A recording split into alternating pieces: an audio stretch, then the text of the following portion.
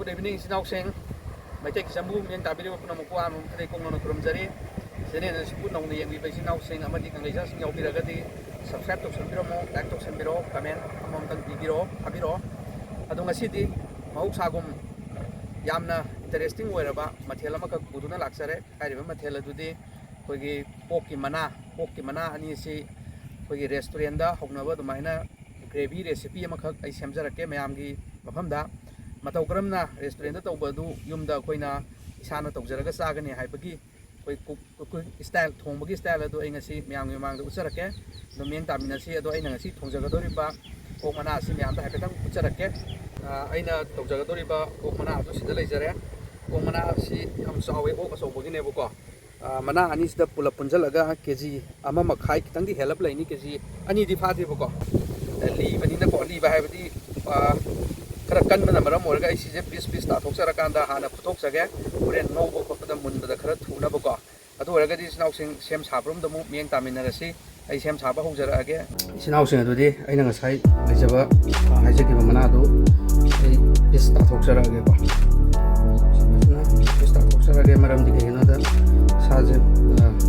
ari ba oi banina ari ba di thaba matong oi banina puren no bo da mun ba ko wat kani adu na thoksara age ko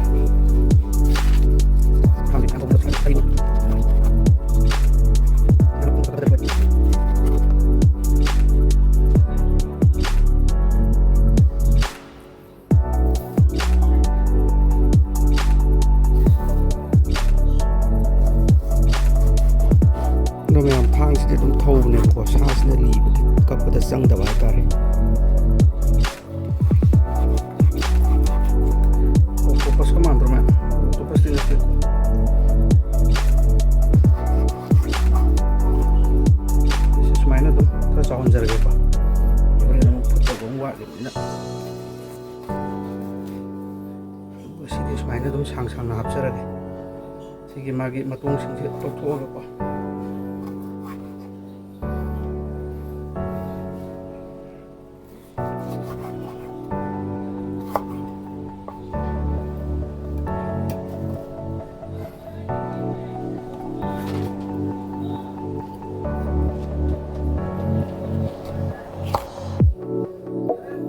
Ajaba bisne matong akne ko mana aja matong yam yawi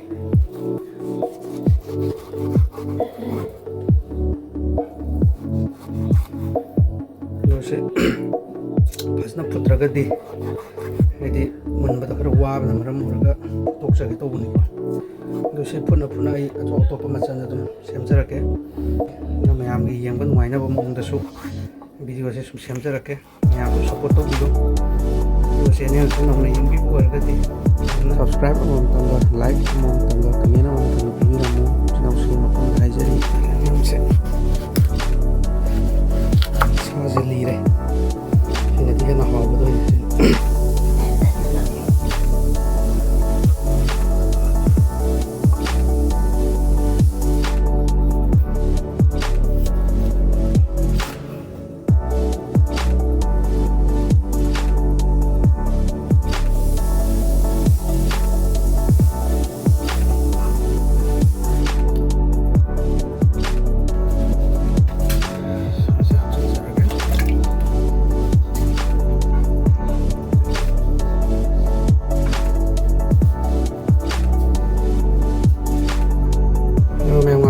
jagako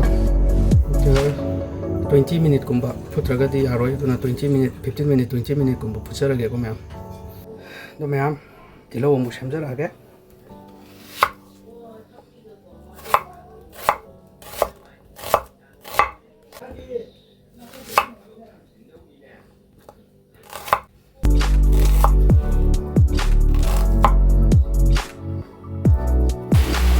Sing se mulle roi mai mutha sarage ko duga haido wasina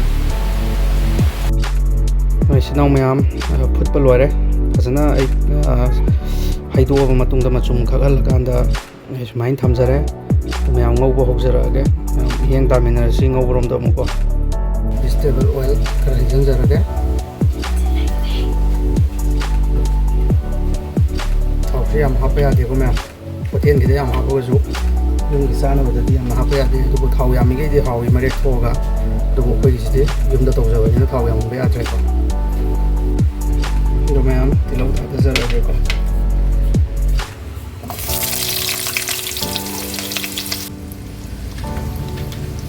ꯃꯌꯥꯝ ꯃꯩꯁꯦ ꯈꯤꯇꯪ ꯂꯩꯊꯖꯔꯒ ꯇꯞꯅ ꯇꯞꯅ ꯑꯗꯨꯝ ꯇꯧꯁꯤꯀꯣ ꯄꯨꯛ ꯊꯟꯅꯁꯨ ꯆꯥꯔꯦ ꯑꯗꯨꯒ ꯊꯣꯡ ꯊꯥꯛꯄꯁꯨ ꯍꯩꯍꯧꯔꯦ ꯁꯤꯅꯤ ꯃꯌꯥꯝꯗ ꯑꯩꯅ ꯍꯥꯏꯖꯅꯤꯡꯉꯤꯁꯦ ꯃꯊꯪ ꯃꯊꯪ ꯍꯥꯞꯀꯗꯕꯗꯨ ꯍꯥꯞꯅ ꯍꯥꯞꯅ ꯁꯣꯝꯗ ꯑꯗꯨꯝ ꯉꯧꯕ ꯍꯧꯖꯔꯛꯑꯒꯦꯀꯣ ꯈꯥꯃꯦꯟꯁꯤꯟꯁꯦ ꯍꯣꯔꯦꯟ ꯇꯣꯏꯖꯈ꯭ꯔꯅꯤ ꯃꯔꯨꯁꯦ ꯃꯌꯥꯝ ꯀꯃꯦꯟ ꯑꯗꯨꯝ ꯍꯥꯞꯄꯤꯔꯝꯃꯣ ꯀꯃꯦꯟꯗ ꯃꯌꯥꯝꯅ ꯇꯧꯍꯟꯅꯤꯡꯕ ꯑꯗꯒꯤ ꯑꯩꯒꯤ ꯑꯁꯣꯏꯕ ꯂꯩꯔꯒꯁꯨ ꯃꯌꯥꯝꯅ ꯀꯃꯦꯟꯗ ꯑꯗꯨꯝ ꯇꯥꯛꯄꯤꯔꯛꯑꯣ ꯑꯩ ꯃꯌꯥꯝꯒꯤ ꯇꯨꯡ ꯏꯟꯖꯔꯒ ꯃꯌꯥꯝꯒꯤ ꯁꯦꯕꯥ ꯑꯗꯨꯝ ꯇꯧꯖꯒꯦ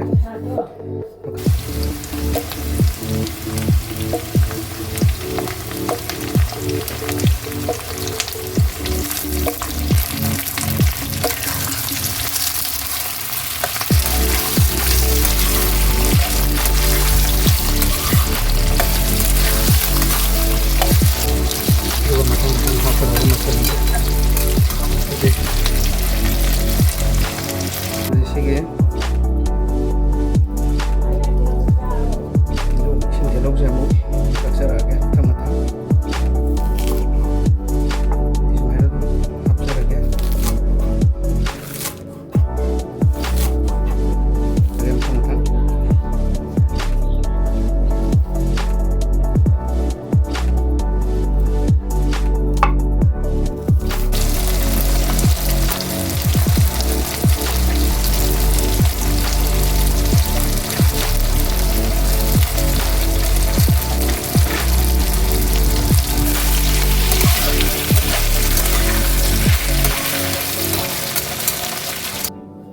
ꯃꯣꯔꯣꯛꯁꯤꯗꯤ ꯌꯥꯝ ꯍꯥꯞꯄꯔꯣꯏ ꯑꯉꯥꯡꯁꯨ ꯌꯥꯎꯕꯅꯤꯅ ꯁꯤꯅ ꯃꯌꯥꯝ ꯃꯣꯔꯣꯛꯁꯦ ꯁꯤ ꯈꯛꯇꯪ ꯊꯥꯛꯆꯤꯟꯖꯔꯒꯦꯀꯣ ꯁꯤ ꯌꯥꯝ ꯊꯥꯛꯑꯔꯣꯏꯒꯦꯕ ꯁꯤ ꯈꯛ ꯆꯥꯏꯁꯤꯟꯖꯈ꯭ꯔꯒꯦ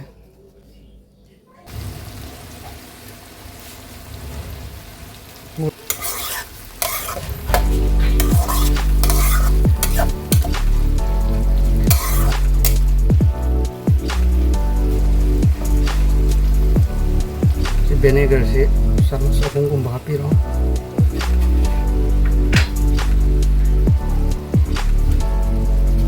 ꯃꯊꯪꯗ ꯑꯃꯨꯛ ꯁꯣꯌꯥ ꯁꯣꯁꯁꯤꯁꯨ ꯆꯥꯃꯁ 3ꯒꯨꯝꯕ ꯍꯥꯞꯄꯤꯔꯣ ꯑꯗꯒꯤ ꯃꯌꯥꯝ ꯇꯣꯃꯦꯇꯣ ꯀꯦꯆꯞꯁꯦ ꯈꯤꯇꯪ ꯑꯃ ꯍꯥꯞꯄꯤꯔꯣ ꯏꯁꯤꯡ ꯈꯤꯇꯪ ꯊꯦꯡꯖꯤꯟꯖꯔꯦꯀꯣ ꯊꯝꯖꯔꯦ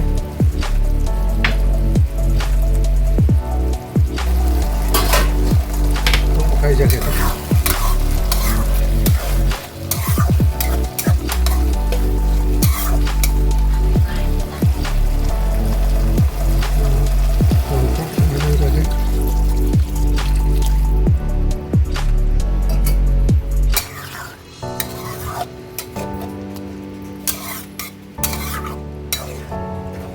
ꯊꯨꯝ ꯈꯔ ꯍꯥꯞꯆꯤꯟꯖꯒꯦ ꯒ꯭ꯔꯦꯚꯤ ꯐꯖꯅ ꯇꯥꯔꯦ ꯆꯥꯟꯅꯒꯗꯧꯕ ꯃꯑꯣꯡ ꯌꯦꯡꯉꯒ ꯆꯥꯟꯅꯕ ꯆꯥꯡꯒꯤ ꯊꯨꯝ ꯍꯥꯞꯆꯤꯟꯖꯔꯒꯦ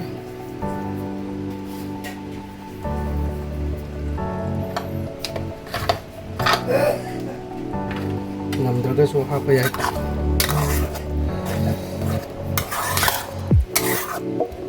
ꯌꯨꯝꯒꯤ ꯇꯧꯕꯅꯤꯅ ꯐꯖꯔꯦ ꯑꯗꯨ ꯍꯧꯖꯤꯛ ꯑꯩꯅ ꯉꯁꯥꯏ ꯐꯨꯠꯆꯈꯤꯕ ꯁꯥꯗꯨ ꯍꯥꯞꯆꯤꯟꯖꯔꯛꯑꯒꯦ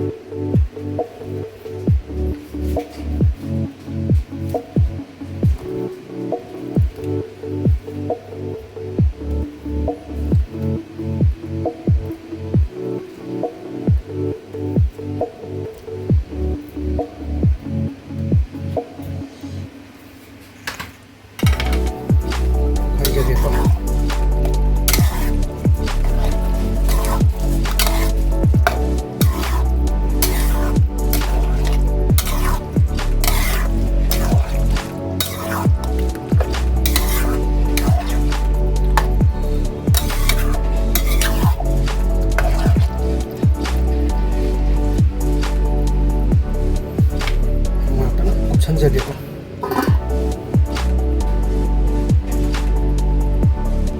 그러면 시기 टाइमिंग से यम कन मई थाबा याते इसे जेरो बैलेंस ता इन हिट से पीनेबको ये लोई नपसलनेबको ना ना लाबनिना सेक्शन की दमकता सिलेक्शन करेबो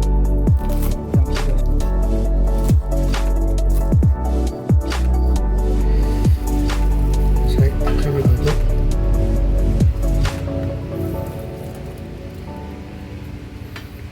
हाइजगे दुगै मयामगी नांगा थिदोकजरगे थोंबासि